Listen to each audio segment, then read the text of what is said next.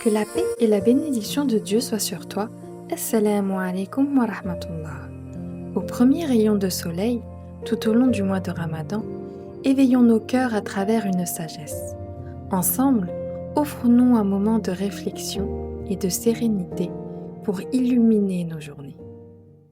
Il y a des êtres qui marquent l'histoire par la conquête, et puis il y a ceux qui la transforment par la miséricorde. Le prophète Mohammed, paix et bénédiction sur lui, fait partie de ceux dont la miséricorde traverse les siècles. Il n'est pas venu pour dominer, ni pour écraser, mais pour guérir des cœurs fatigués, relever des âmes blessées et rappeler à l'humanité ce qu'elle avait oublié, la douceur. Dieu dit dans le Coran, « Et nous ne t'avons envoyé qu'en miséricorde pour l'univers » Sourate 21, verset 107. Pas seulement pour les croyants, pas seulement pour les justes, mais pour l'humanité tout entière.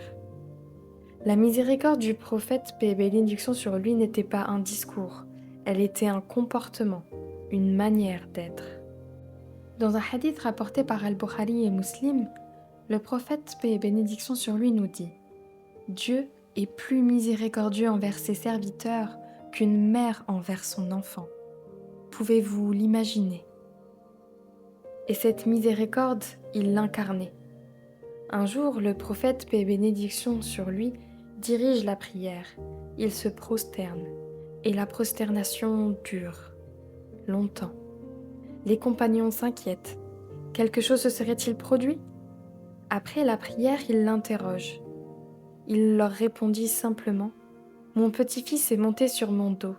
Ainsi, je n'ai pas voulu interrompre son jeu. » Dans ce moment sacré, la règle aurait pu primer, l'ordre aurait pu s'imposer, mais il a choisi la tendresse, il a laissé l'enfant être enfant. Voilà la miséricorde prophétique, savoir ralentir même l'adoration pour ne pas briser un cœur innocent. Il ne gagnait pas les gens par la peur, mais par une patience aimante. À Taïf, le prophète, paix et bénédiction sur lui, est rejeté, insulté, lapidé, et son sang coule jusqu'à ses pieds. Brisé, il s'assoit.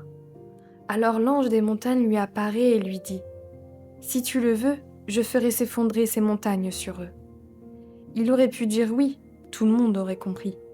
Mais il répondit « Non, j'espère que de leurs descendants naîtront des gens qui adoreront Dieu. » Même dans la souffrance, même dans l'injustice, sa miséricorde ne se retirait pas. Il a vu l'avenir là où d'autres n'auraient vu que la vengeance. Il a préféré la vie à la destruction. Le prophète, paix et bénédiction sur lui, n'était pas seulement un guide, mais un éducateur des cœurs. Un homme dont la force résidait dans la douceur et dont l'autorité naissait de l'amour, non de la contrainte. Et jusqu'à son dernier souffle, il disait « Et prenez soin de ceux qui sont sous votre responsabilité. » Ce n'était pas un appel à la domination, mais un appel à la responsabilité aimante. Si aujourd'hui son nom fait encore vibrer les cœurs, ce n'est pas par la peur, mais par sa miséricorde. Le prophète, paix et bénédiction sur lui, pleurait. Il pleurait pour ceux qui se trompaient. Il priait pour ceux qui l'avaient blessé.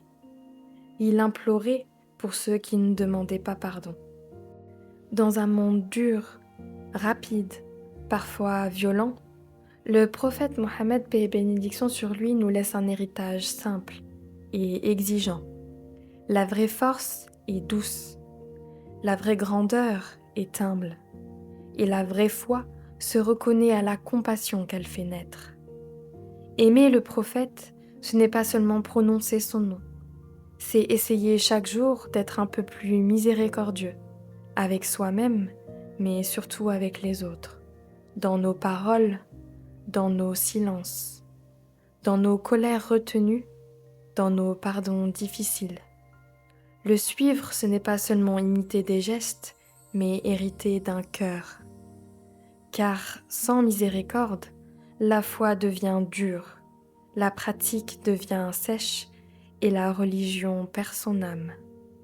La miséricorde du prophète n'était pas un sommet inaccessible, c'était un chemin encore ouvert.